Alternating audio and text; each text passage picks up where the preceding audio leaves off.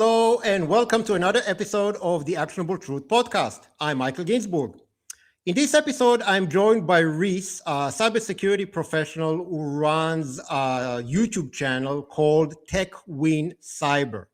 Rhys has done some great videos on his channel about the current state of the rollout of Australia's national digital ID system called MyID, as well as the next major stage in the rollout, which is when the private sector is onboarded. And that is scheduled to happen in November at this point. The last point, so the private sector coming on board, has not been covered nearly enough, in my opinion. And Rhys has done that in a great way without delving into too many geeky details that may make it hard for non-technical people to understand. So let's welcome Rhys. Hi, Rhys. Thanks for coming on. Thank you. Thanks for having me. All right. So I guess to start with, just to give people a bit of an idea about your background. What is your background, like, as far as like, your professional work and education, and also what prompted you to start making content about the topic of digital ID and the different stages of the rollout as they happen in Australia? Yeah, for sure. So I've been working sort of in the IT industry for about the last 12 years. I got my degree in IT and with a focus in cybersecurity, a major in cybersecurity. So I sort of knew when I was coming up that cybersecurity was an important focus and something that I was more interested in than just sort of fixing computers. So as I sort of went down that pipeline and started working in cybersecurity companies, I got to work on a lot of different identity systems. It was actually the reason that I started the YouTube channel. So if you go way back, just over a year ago, I posted a course for what we call a privilege access management system. And it was basically how to stand it up and how it sort of works and how you configure it. And it's used in lots of different enterprise types of environments. And after I really got exposed to identities in a lot of detail and started paying attention to the MyID, or the government's digital ID bill, which was passed in 2024, I sort of got really, really interested in, how does it actually work? How does it fit together? And, what is the government planning to use it for? And as you sort of start going down that rabbit hole, obviously they show you what they're using it for at the moment. They have this staged rollout that you mentioned. We've completed stages 1 and 2 of that rollout. And stages 3 and 4 is the new go live in November, which allows private businesses to get into the MyID function that the government's building. Yeah, so we'll get into that. I guess before we get into that, let's understand where we are now in Australia, because Australia was one of the first that really started pushing it very, very hard. I mean, as I like to refer to it, it's the new testing ground of the new world order. Okay, so where are we in Australia right now? As of August 1, we're recording that 2026. Yeah, so where we're at now really is the only way that you can use MyID as a digital ID function is with government systems. So the most common one is the MyGov login. So if you want to log into your ATO or Medicare or anything like that, you'll notice that there is an option to log in. Right now, they're not forcing you to do it. It is an option, but a lot of people have signed up to having a digital ID. I guess the scary thing is it kind of does make it a little bit more convenient for people to log into their services. They have one login, and they can use it across the board, and that's what they're looking to do. They're trying to make it more simple. But I guess if you're looking down the pipeline and you're concerned about digital ID in general, then you would try to make it as simple as possible for people to log in. So there are about 15 million people last time I had a look that had signed up to have a MyID. There's different levels of identity that you can use. So there's like level 1, level 2, and level 3. So just to stop you there, because obviously we have an international audience as well. So Australia has 27 million people. That includes children, right? So I mean, adults will be a lower number than that. And only adults really can get MyID. I don't think teenagers have any reason or even any way to get a MyID. So we are looking at 15 million active MyID registrations in a population of 27 million, which includes children and infants. So I want that to sink in, right? Because for people in the US, or like, it may seem like, okay, well, 15 million, no biggie. So percentage wise, this is, I think you said it in one of your videos, that's 55% without any coercive measures at all. Really. It is a lot of people. A lot of people have signed up. They who knows if they're using it every single time that they go to log in. But I guess that the uptake is the most important thing. It is very, very scary. Okay, so this is obviously data that is coming from the government, and there is really, obviously, there's no way for us to independently verify that. But what I'm also interested in, we're looking, as you said, 15 million. So say, I don't know if you know that off the top of your head, but 6 months ago, 12 months ago, what was that number? Would you know? Yeah, no, I'm not sure how far it goes back, what the other numbers are, but I think that was as of, halfway through this year was about that mark. Based on government release data. Yeah. So, and obviously we have to take that with a grain of salt, but knowing what I know about Aussies and knowing what I know, how they adopt technology and stuff like that, it is probably right. Okay. So I want that really to sink in for people, not just like in Australia, especially in Australia, but everywhere. In a population of 27 million, which includes children and infants, right? There's 15 million MyID registrations. Now, the nature, obviously, of the system, you cannot have more than one. So all of them will, by definition, will be unique. So there's 15 million people in Australia, almost certainly all of them adults, that have MyID. Whether they use it or don't use it, that's a different story. But that's where we stand based on government data as of now. Okay, so I want that really to sink in. And just like the sentiment that you've expressed, it's not great. It is not great, to put it very mildly. Okay, so so here's where we stand. What happens now? What's the next step? Yeah, so as I said, currently people can only log in to government services, which means that you use the actual application on your phone, and you can then log into the service that's typically required. I guess what the government is doing, in my opinion, or what it seems to be, is that they're creating more and more use cases for people to be able to use digital ID in different functions. I've hinted in this in a lot of videos. In my original digital ID video, I talk about social media logins and all that type of stuff. We're not there yet, but what we can see with the phased rollout is that we still are in the infancy of what this looks like. So the phase 1 and 2 basically built the infrastructure, the original infrastructure for the application and the government services in phase 2, and then phase 3 and 4 that they've linked together are to do with private companies. So okay, so you've given the example of the social media platforms, and I think that's a very pertinent example, because obviously everyone knows that in December last year, the social media ban for under 16-year-olds kicked in Australia, right? And it was basically up to the platforms to enforce that, right? And not all the platforms had to enforce it. Some were kind of exempt. Some decided voluntarily to roll over, like Substack, for example, a very prominent example. But it was basically up to the platforms to do that. Now, only literally this week, I think 2 or 3 days ago, data came from the e-safety commissioner herself, from the government themselves, indicating that it is basically a complete and utter failure.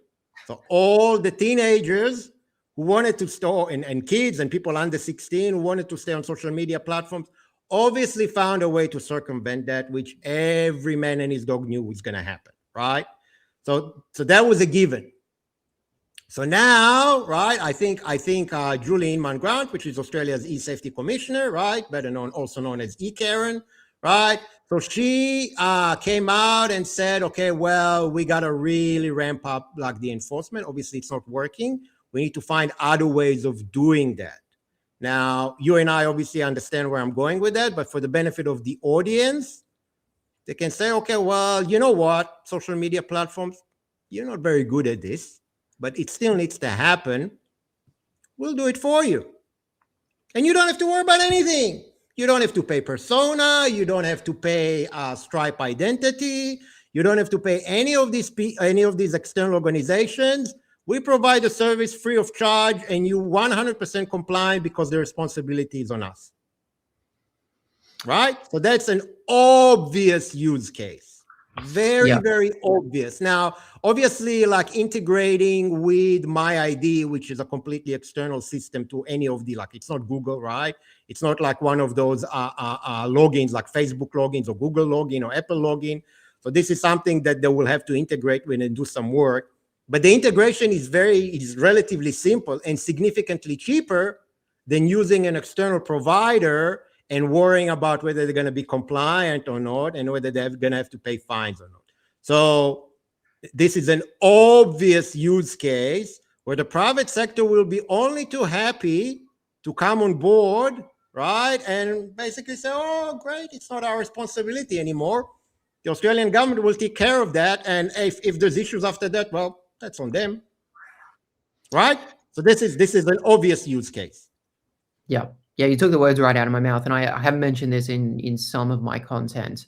They're creating the rules around how this operates while creating the solution beforehand.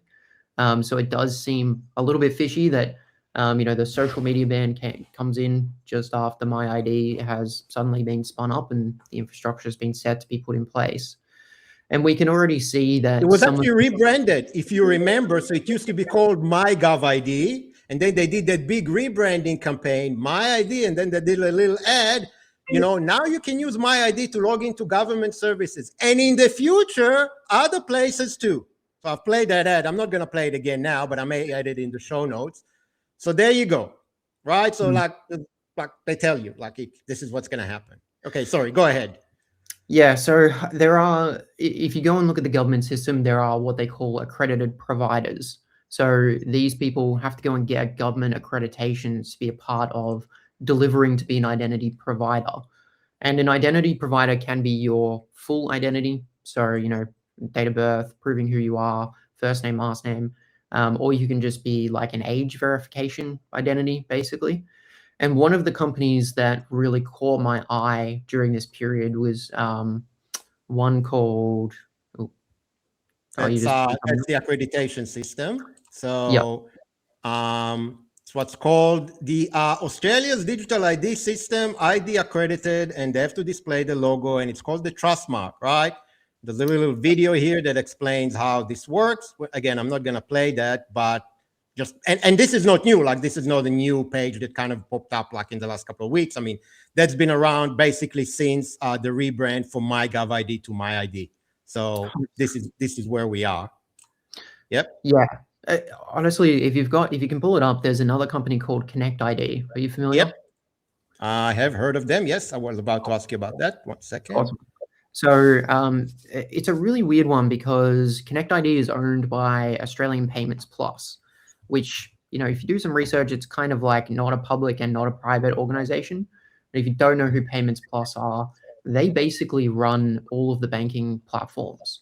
So if you went and started a bank tomorrow, you would have like your own infrastructure that would connect to Australian Payments Plus to perform transactions. They have been working, they've created this other company called Connect ID, and they've been working with this for a really, really long time. And it's already been established before the age verification stuff came around. And basically their platform is to integrate with the banks so that you can verify your details. So the gist of it here is that because you're in your bank, you've already identified yourself. They know who you are because they have to do all of this know your customer stuff and verify your identity. That Connect ID is basically the link here. So they link with the banks to validate your identity or your age. And Snapchat actually partnered with them when the under 16 social media ban came in. So they are actually, if you log into Snapchat and they think you're underage, they will pass you to Connect ID to validate your age, which will then in turn use your bank to validate your age. And correct me if I'm wrong, but I think obviously Payment Plus, one of the stakeholders in that is the Reserve Bank of Australia, so the central bank. If you go and have a look at so no one owns them. That's why they're like a weird company. But the people who are on the board are literally every bank. Like it's very clear. Right. So basically, there's already several, pretty much, I think all the, or at least two of the big four banks have already adopted it. I know Combank has adopted it, fairly sure, or NAB has adopted it. Yeah, so that's kind of where we are. There you are. Yep. So, okay. Yep. So keep going. So what's the unique thing, I guess? How does that work? Is that kind of like a pilot to see how then later on they can introduce MyID to do the same? Yeah, well, I guess what's going to happen is that there are going to be a bunch of Connect IDs around, right? All of these companies that are accredited providers that can validate your identity. That's going to be their job. But every single one of them has to interact with the government's identity exchange. So, going back to what I said at the beginning, when I learned about an identity exchange like Microsoft Entra or Microsoft Active Directory, which I know people probably listening might not be too familiar with these things, but you realize that when you log into platforms, you're basically just passing tokens to validate, who you are and what you're doing, what level of privileges and things that you have. So at this stage, I'm actually a little bit less worried about the physical app on your phone. Of course, they make the app so they can change it whenever they like. I'm less worried about that, and I'm more worried about this exchange. So this is what's called, are you referring to what's called the Trusted Exchange Project, or TEX? Yes, correct. Yeah. Okay. So I believe the Australian Tax Office runs the MyID app, and Services Australia runs the digital exchange. So let me explain why I think that the exchange is actually, at this stage, more scary than the app. The reason is that, they claim that when you establish your identity somewhere that, they take this double-blind protocol for them not to be able to actually see any of this information. But if you go and have a look, I think it was Bill Shorten said in an interview quite a while ago now, before they passed the digital ID bill, that, if you went to a hotel, for example, you can use your digital ID to make the reservation. You don't pass any of your information over to the hotel. So then obviously you get the question, well, what if you trash the room and you need to get charged afterwards or be held accountable for whatever happens to the room? And his response was that, we would go to the exchange and we would find the information, and then we would be able to tell who, and the authorities can do that. So what that tells me is that whatever you use this exchange for, they can track. They can see, if we go back to the social media example, they would be able to see any of your personal information associated with your social media accounts. So if you want to run something that's using a pseudo personality or not a real account, technically, based on the way that he's described that there, the exchange will be the visibility that they can use to understand what you're logging into, not specifically the mobile app, which everyone seems to be concerned about. Yeah. Okay. So let's give an example in the context, for example, with social media platforms, if they choose to implement that, which is, I think, basically a certainty. So what they will say, and there will be the sales pitch, oh, look, you have to do this face scan to these external companies, or upload your ID document, and you don't know, they can get hacked, and it could be an issue, and there's privacy concerns. Don't worry about that. Just do it with us, the government. We'll take care of that. Your information never leaves our servers, supposedly, until they do get hacked, but it never leaves our servers. And when you need to age verify with any social media platform, all that happens is there's this transfer of tokens, basically. So there's a data transfer. I don't want to get too much into this diagram, but that's basically what happens. There's a data transfer, and the only data transfer that happens in the context of, for example, age verification. Okay, is this person over 16 years old? Yes, no. Or even you don't need, I think you don't even need to know. You just need a token to verify, okay, yeah, this person is check mark, yep, over 16 years old, allow entry. But what happens is, right, I mean, that token, like, I don't want to use persistence, but I would say, okay, so that token is maintained, like, the platform has access, or the provider in this particular case, which will be MyID, right, and correct me if I'm wrong, will have access to the token, right, because they've issued it, right? So maybe the social media platform can't verify you, but the government can at any point use that token to tie to your real identity, which they hold. It's theirs. It's on their servers, right? That is my understanding. I've had people claim that they work for the government in my comments saying that that's not true. But I don't understand how it's not true. And the main reason is for a cybersecurity related reason. If your identity becomes compromised, the government needs a way in the exchange to be able to stop your account from authenticating, to stop the bad person doing bad things. So there has to be a control mechanism in there for them to see you making transactions in this exchange, which means they know where the transactions are going to and where they're coming from.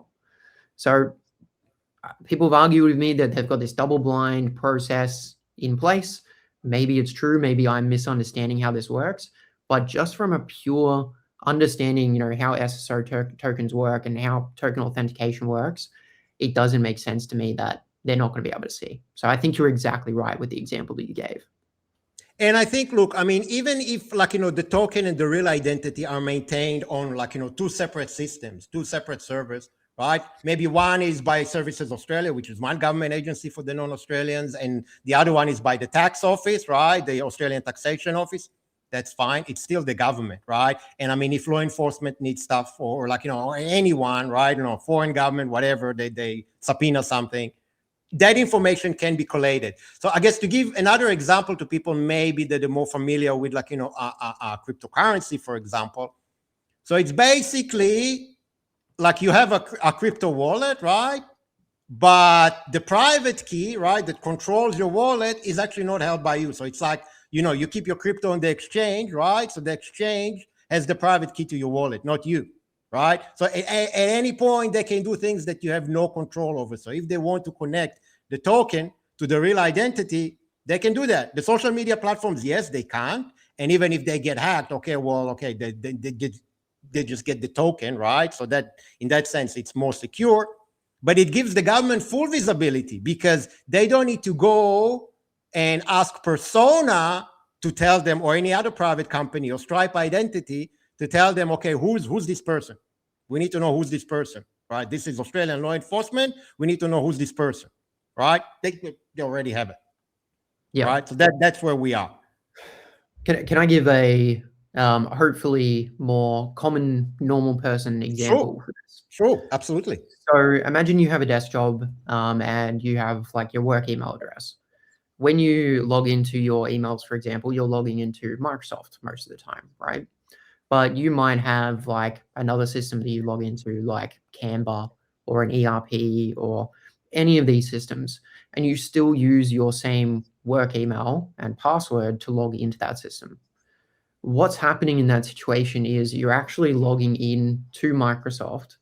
Microsoft is doing validation, just to make it simply, and then passing your tokens on to the other platform, whether it's Canva or an ERP or whatnot.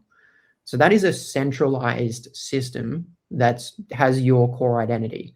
What we're talking about is the government becoming that system.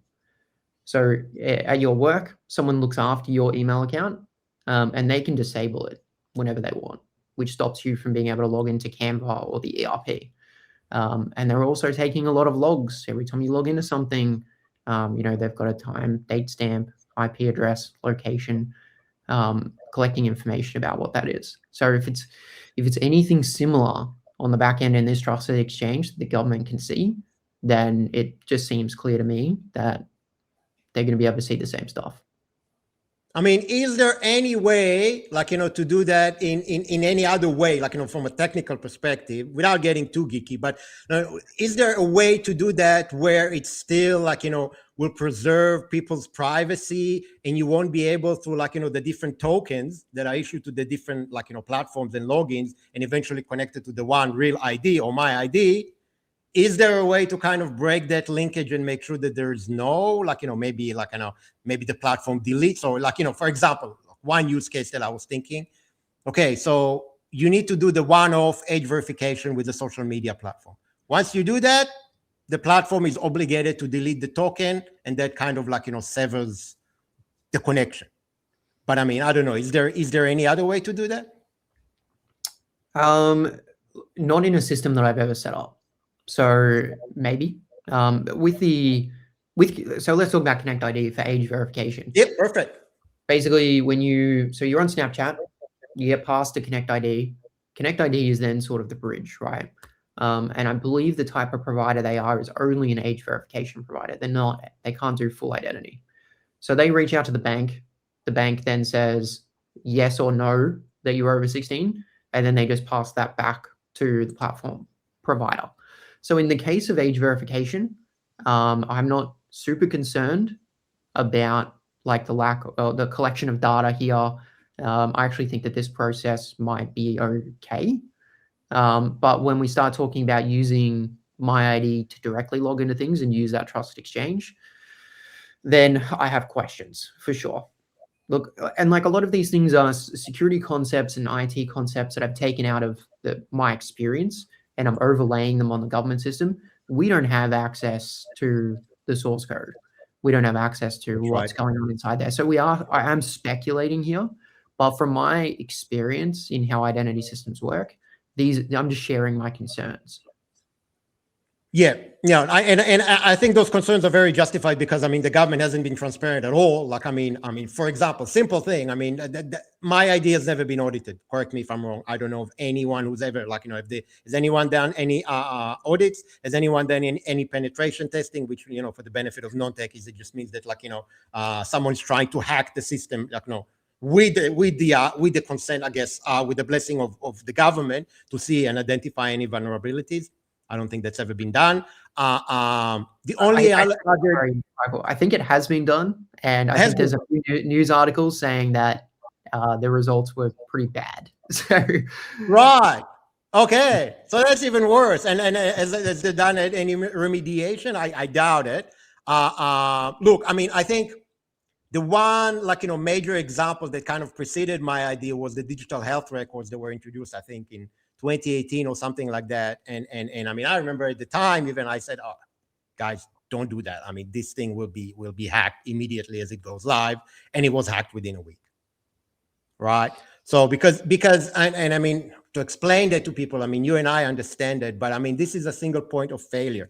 This is like the crown jewels. You hack that, you've got access to everything, because it's not just people's personal information, but also what they connected to that identifier, right? So if I take over your MyID, I can connect to anything. I can log into anything that you've connected your MyID to. So that's what people need to understand. Just like, if you use your Google login or Facebook login to log into other websites, if I control your Facebook account, or if I control your Google account, I can log into any other website where you've used that login. Right? So that's what people need to understand.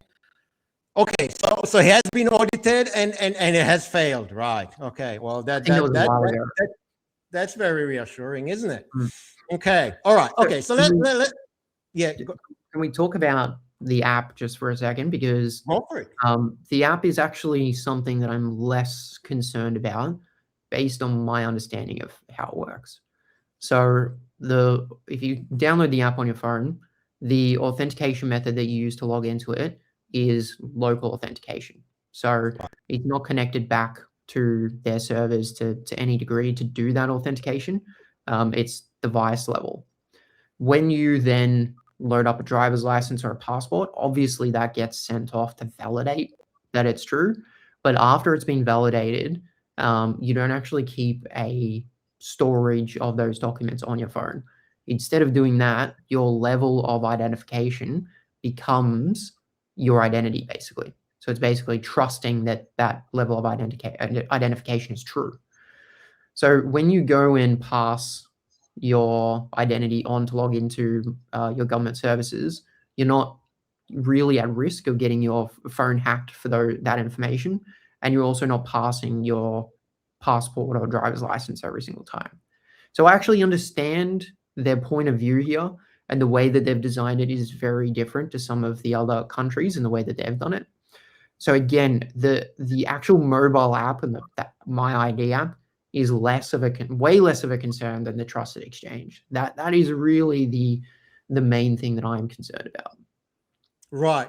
Okay. And obviously, I mean, the issue is not so much, I mean, the app. The issue is that obviously there's a central repository of people's biometrics and ID documents in one place. And even if it's stored separately, and even if it's stored with triple encryption and quantum encryption and all that sort of stuff, right? I mean, if it gets hacked and someone takes it, and it is extremely valuable. And it only gets more valuable as more services are connected to it, right? I mean, if your land title, for example, or obviously bank account, right? If you're voting, or anything along those lines, if there's a digital voting system that becomes comes online, becomes very, very valuable. So yeah, okay, all right. So again, I don't want to get too technical. Sorry, go ahead. Yep. On that one point, so from my understanding, when you validate a document in the MyID app, they don't keep a copy of the documents anywhere. So it is not really something, it's not a central repository of documents that people can get hacked. So that's what I'm saying is this is actually the bit that I'm less concerned about, because the way that they've constructed it is that the application on your phone becomes the source of truth for your identity instead of the related documents. So they do an initial validation and then they tie it to your identity and then delete the actual documents, so that only your phone becomes the central point of truth. There's really nothing to steal unless you steal the physical device. Okay, all right. Okay, so let's talk about that. Okay, so so if someone steals your phone, obviously depending on what encryption and security you have to access your phone, obviously they'll be able to access that. That's pretty obvious. What happens if you get a new device? You have to go through the process from scratch again? Okay. Yes, you have to re-identify yourself. Right. Yeah. Okay, so it doesn't sync. There's no cloud syncing or anything like that. Everything is local. Okay. Everything's all right. local. That's good to know. Yeah. All right. Okay. So I guess the two follow-up questions are okay, what happens next? Who is already confirmed to be coming on board? When it's gonna happen? And I guess you said you're not so much concerned about the app. What is your biggest concern in terms of privacy and security? So in terms of privacy and security, I think it's less about a massive data leak of people's personal information. I'm more concerned about the government's ability to track what you log into and what you access, and basically get rid of anonymity on the internet, right? So, with age verification, you're going to be, if it's the only way to log into something, then you're going to be stopped from logging into things because the government's going to be in control of the trusted exchange. So this is a really key point in one of the videos I made. Let's say you're using Twitter and you're making a post that might be controversial, and everyone has a different standard of what that means. But you're not breaking Twitter's terms of service, but the e-safety commissioner doesn't like it. Well, now she doesn't have to go to Twitter to pressure them to ban you. They can use the trusted exchange to limit you or stop you from getting on. Or even worse, they don't have to pressure Snapchat anymore to stop you from logging in. They just have to pressure Connect ID, a much smaller company that is tied to, as you said before, lots of the banking industry and a lot of Australian politics. So to me, what they're doing is they're really pressurizing and taking away that level of control that the social media giants have, and the money and the power that they have to do whatever they like, so that the government can reissue their control over these systems. That is the overarching concern that I have about all of this. Gotcha. Okay, so basically what's happening is instead of having all these different providers, eventually all centralized into this one thing. And even if on the face of it, you use a different interface like Connect ID or something like that, on the back end, they're still connected to the same thing. That's basically the issue. Yeah, connected to the same thing, or just reissuing the level of control away from private institutions to the government. Okay. All right. Okay. So when is the next stage of the MyID rollout supposed to take place, and what does it actually entail? Yeah, so I think I started this with Connect ID was a weird one because they're not a public or private, and somehow they've become accredited. So what's going to happen is other private companies are going to be able to become accredited providers for government ID. And again, there's different levels of being a provider. It can be your full identity. It can just be age. I can't remember exactly what they are off the top of my head, but there are different levels of accreditation, which means that you need to go through putting in cybersecurity practices and controls in the environment. And if you go read the documentation, it seems okay what their expectations of you are doing. I don't know how well looked after that will typically be. But yeah, you're going to start seeing in this list of approved providers, private companies being able to do your identity.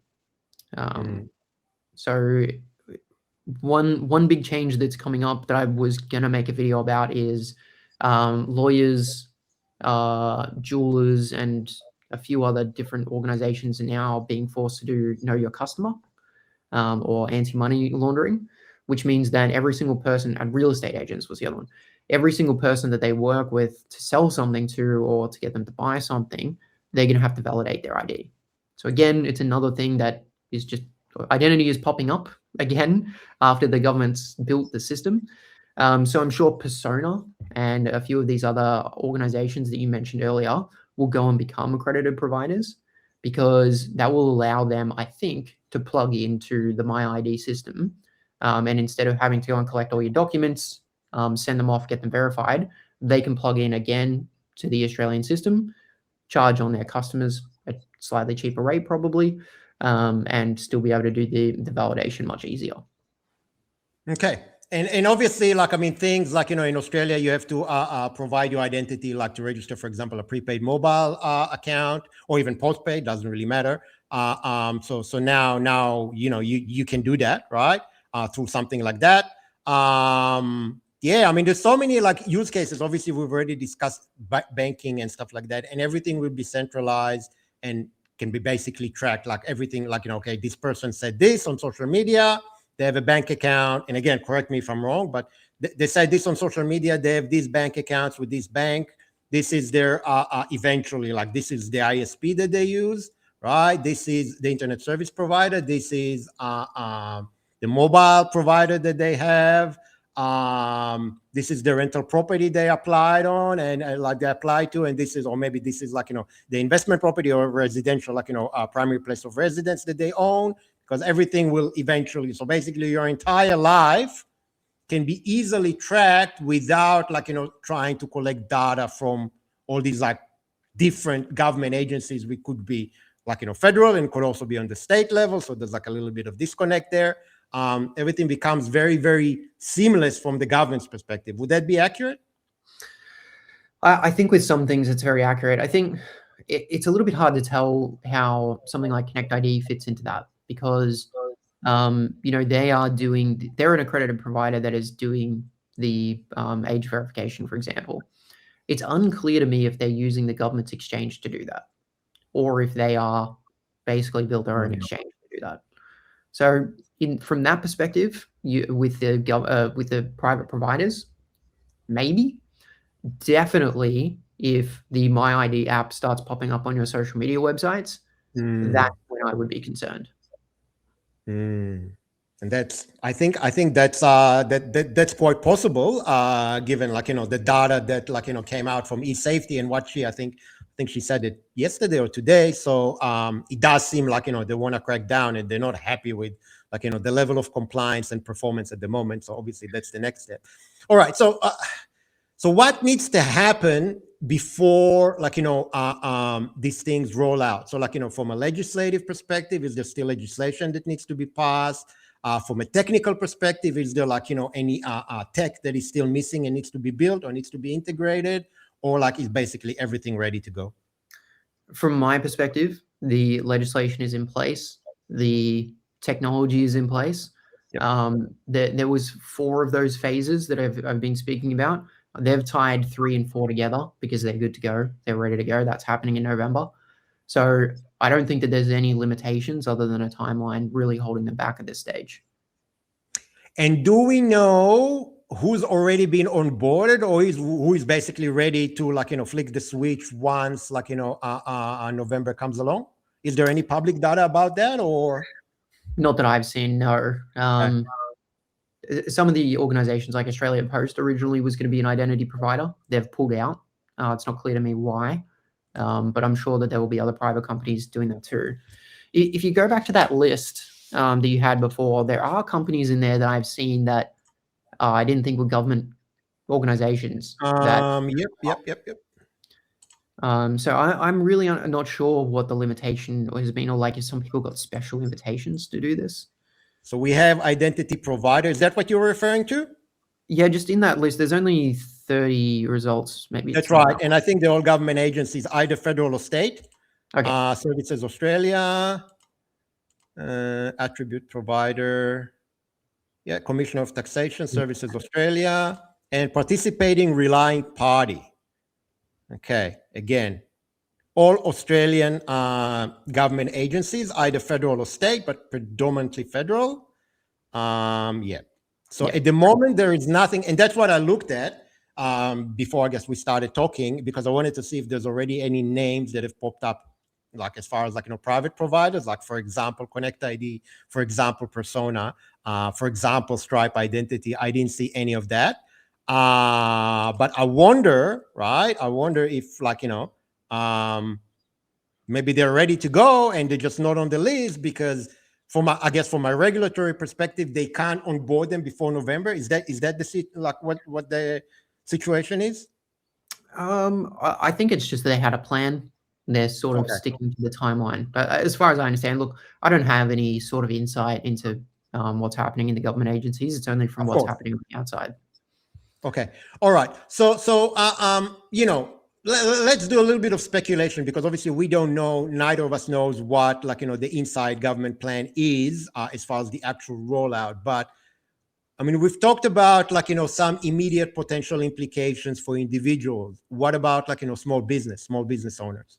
What could potentially if they don't want to come on board, or if they do come on board, what control or additional information the government may have about them that they don't have at the moment? It's a good question. Something that I've been thinking about, and I think what you're hinting at here is, how are we going to be nudged into doing this? Because we have a choice right now, and it's in the legislation that we have a choice, but they could be potentially doing things to force people, nudge people into becoming a lot more in tune with it.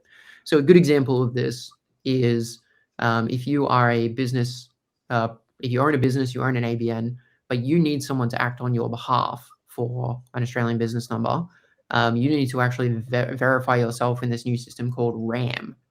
If you want to use RAM and become attached to the ABN as one of these people who can act on behalf of this business, you have to have a digital ID. There is no other way to validate against the platform.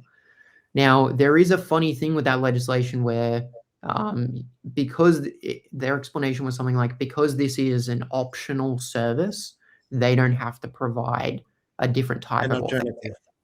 So there is a weird, funny loophole there that they're starting to use. And then the other thing is just convenience. It's going to be like, if you sat someone down who's like 70 years old and you said you only have to remember one username and password and you can log into everything that you have, Facebook, Instagram, WhatsApp, whatever it is, they're going to go, yeah, of course. Yeah. And then kids growing up, it's going to be normal. It's just going to be normal to have a digital ID. They're not going to think anything different. They're not going to see it any other way. Again, one login, convenience. You set it up when you're 16 or 18. You forget about it for 10 years, and who knows where you'll be.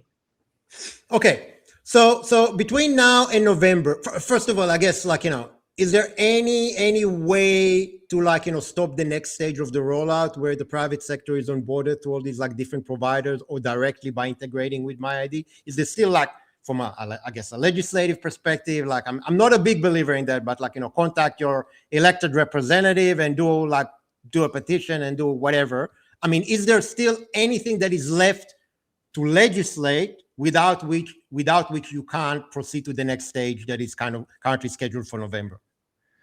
I don't think so. I don't think that this is extra legislation. I think that this just falls under the caveat of the digital ID bill. As well as you, I don't see myself as like a political activist or anything at the moment. I'm still talking about technology. So if there are petitions or something like that, I think I've had a few people comment on my pages about a few of them. I don't know if it was about social media or this one, but I'm sure that you can contact your local MPs and let them know how annoyed you are. But other than that, it's pretty much good to go. As far as I'm concerned, yeah. All right. So what can people do? Like, both individuals and I guess small business owners who don't want to be part of that, don't want to expose themselves to the risks that you outlined, to a system that has been audited and there's concerns that have been raised about it. What happens? What can people do in practical terms? I think that they can do basically what you've done, I guess, with a lot of your social medias is you can use alternative media. For me, when the social media ban came out, I just deleted everything except Twitter and YouTube because I just decided that I didn't want to be a part of it.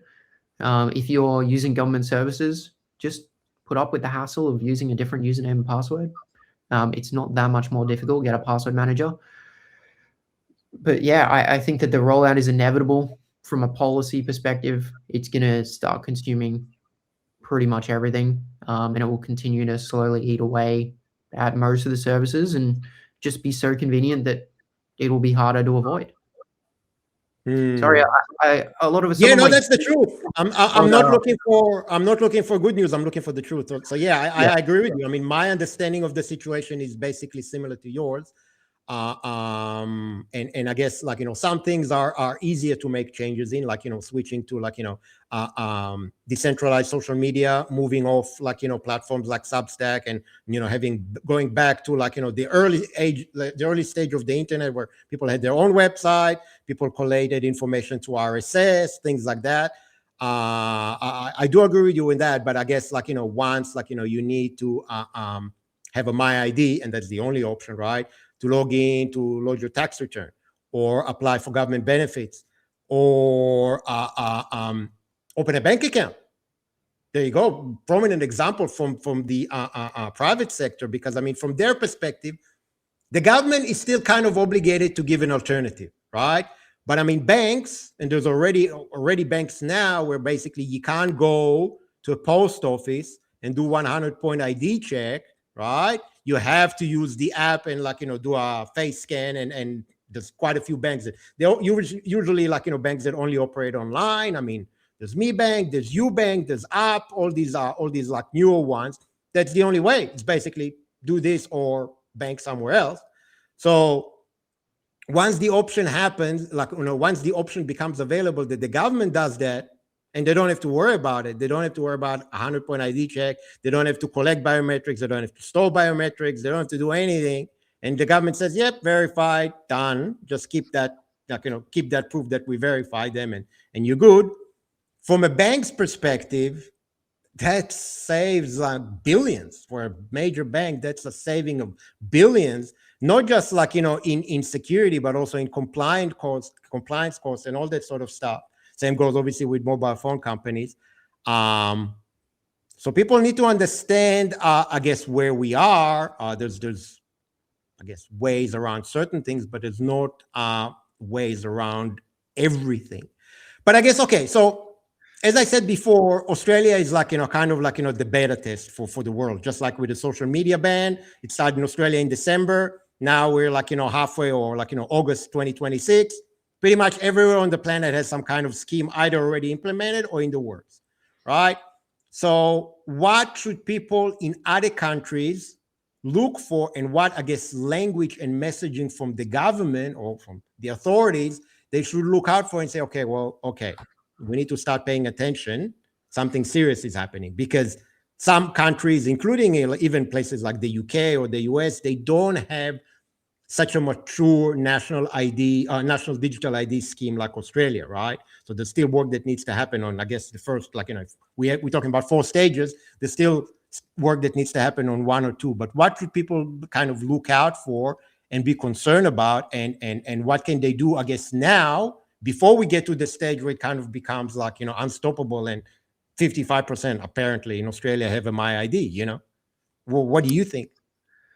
I think that the government will continue to manufacture consent to people. That is their process for everything. So anytime that they talk about protecting children, your ears should probably prick up, because it's a way that they're trying to use children and their purity, and to sort of manipulate you into making a certain choice.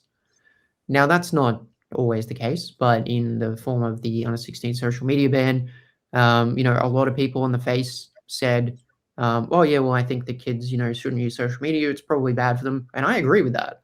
But obviously, there was a bit more of a sinister reason that they were saying that. So if you hear something like that, we also do this for the protection of our nation, wars. We must be able to. I think some countries are now scanning people's images on their phones to look for images of children that might be inappropriate, and they're doing that again for the greater good. But they're probably just collecting the data, to be honest.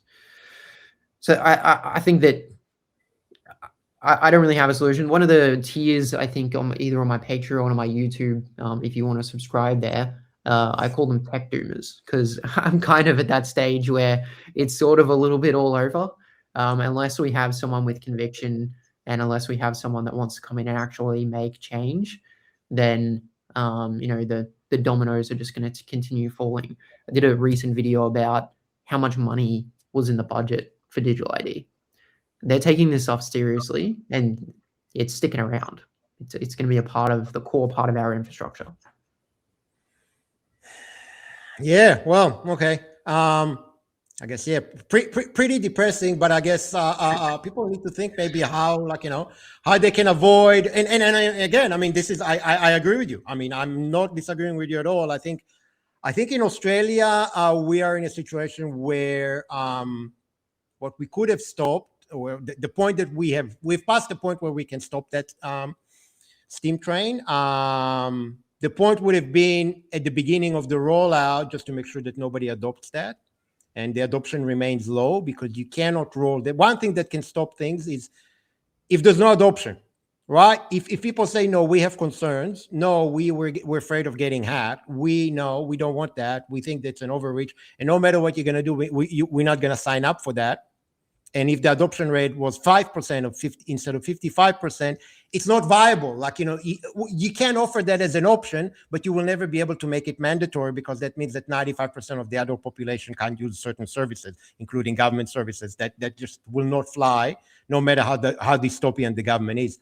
But there is a lesson here to other countries, from my perspective, which the adoption rate is crucial.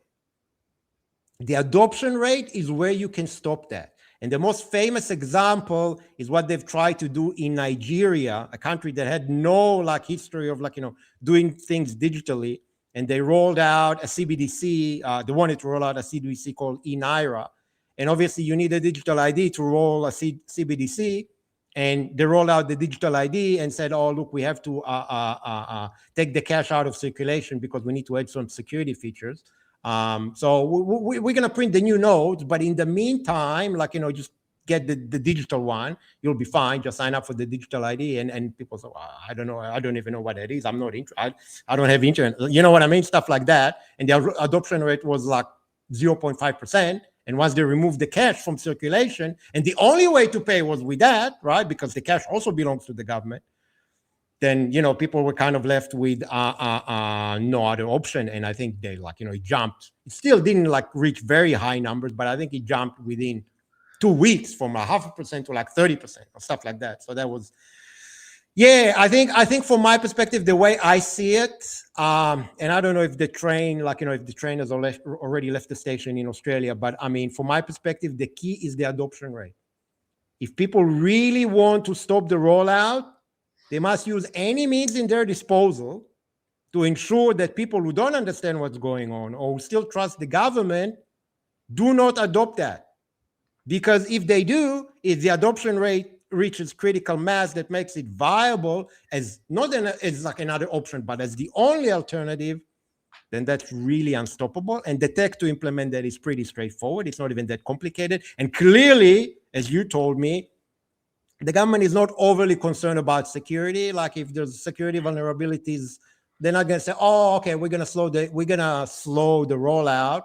We're going to fix the security vulnerabilities. We're going to make sure that it passes an audit, right? We're going to make sure that the encryption is sound. We're going to make sure that all the connections to the trust exchange are good, and then we'll go again." No, they're obviously on a deadline, right? So, yeah. I mean, I don't know. Hey, any final thoughts that you have on this topic, Rhys? I mean, this is Yeah, I think you're right. It is what it is. But what do you think? I think you're right about the adoption rate. It is super important. We saw that with the tracking app that they released during COVID, where, you know, if you were coming into contact with someone, nobody used it and they got rid of it very quickly. So I think you're definitely onto something there. I think what we also forget. Here's what they didn't. But here's another example for that actually worked really well. So that one didn't work. But what they did roll out was the check-in app, right? And each state had their own check-in app. And then what happened when the vaccine mandate started? Your proof of vaccination is linked to your check-in app. And that happened in every state. And even though, like, you know, each state had its own app, they were all linking to the federal database, and they also basically all were working the same. And then you had, like, you know, proof of vaccination, and you show them the green tick on your phone, right? So that's how it's done. Yeah, but I guess the missing thing there is, and quite often, you know, being sort of a hyper-focused nerd on a lot of these topics, specifically cybersecurity, is you forget people are just normal, that they're not exposed to any of the stuff that we're talking about. They don't think about it. And they're just off living normal lives. They're playing footy on a Saturday and going shopping for the week to make sure that they can go to their job this week and look after the kids. So I guess that's the main issue, is that unless you can figure out how to make the, you know, laid back Aussies, again, not take another shortcut to centralize all of their information to a single login, which would be super convenient, then we're really going to struggle with this, which is sort of why I have that doomer mentality for this. But look, I don't think it's going to be like the end of the world or anything. The power will be in the government's hand, and they'll be able to use it for whatever they like. And we just have to hope that they don't use it for bad things. Yeah, look, I mean, so obviously that's why we're having this conversation, to give people that awareness, because as I said to you before we started recording, I mean, with things like vaccination, you don't have to be a doctor to understand what it is. Like, I mean, it's something physical that happens to you. But with digital ID, and that's why it's such an elusive concept, because people who are not like techies, they don't really understand, and they don't understand the implications. They don't understand how it works. They don't understand the privacy risks, which is what, one of the reasons really that I wanted to have you on, and why I've done personally myself a lot of content about digital ID, trying to explain that to people, because people can't resist something or oppose something if they don't even know why that's bad. Now, as far as the government not misusing it, yeah, I mean, if the past is any the famous saying, past performance is not an indicator of future performance. Well, I think in this case, it's a pretty good indicator. So especially when it comes to the Australian government, especially when it comes to other governments of major Western countries, UK, US, EU. We've seen what happened. Personally, I can't see how that will not be misused, but hey, I'll be happy to be proven wrong. But yeah, it is what it is. Yeah, okay, Rhys. So really thanks for that. I mean, you've also it was good to iron out some of the intricacies, because I wasn't across that as much as you when it comes to how the app works and what gets stored locally and what doesn't. So I think that makes it clear to people, or clearer. It doesn't necessarily mean that things are better, but at least people understand exactly what's going to happen come November. And there's a very, very important lesson here for people in other countries in terms of okay, well, this is how it's done. It's actually happening in Australia now. You guys are next. Okay. 100%.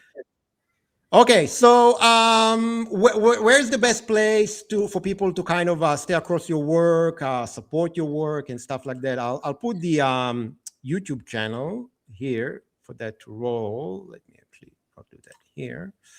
Yeah, that is the best place to find me. Tech Win Cyber on YouTube. Focusing on just creating content on YouTube at the moment. There is a Patreon that I try to post things a little bit earlier if I can. I'm a little bit time poor, but I'm doing my best. If you want to support me, they're the best two places to go to. Excellent, excellent. Do you have like in terms of like kind of like the next videos on your channel? Do you have like an idea of what they're going to be about? Yep. So 1st of August today, I did one on data centers, just talking about their impact. And it was actually more about power and water than it is about technology. And I'm doing a little bit of research to see what the next few are on. Excellent. All right, Rhys. Really appreciate your time today. Thanks for coming on board and making I guess things a bit clearer for people. I guess we don't really have a happy ending to offer to people, but at least you understand what's happening. And I guess from my perspective, like just kind of before we close, there are solutions, right?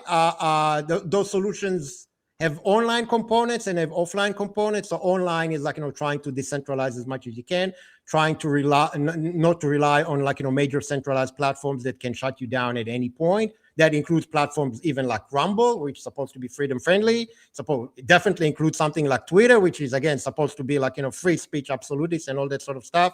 But we know that there's censorship there. We know that people have been kicked out of the platform under mask and stuff like that. So people need to understand that. And also, I guess it's very, very important, and that's something that can still be done.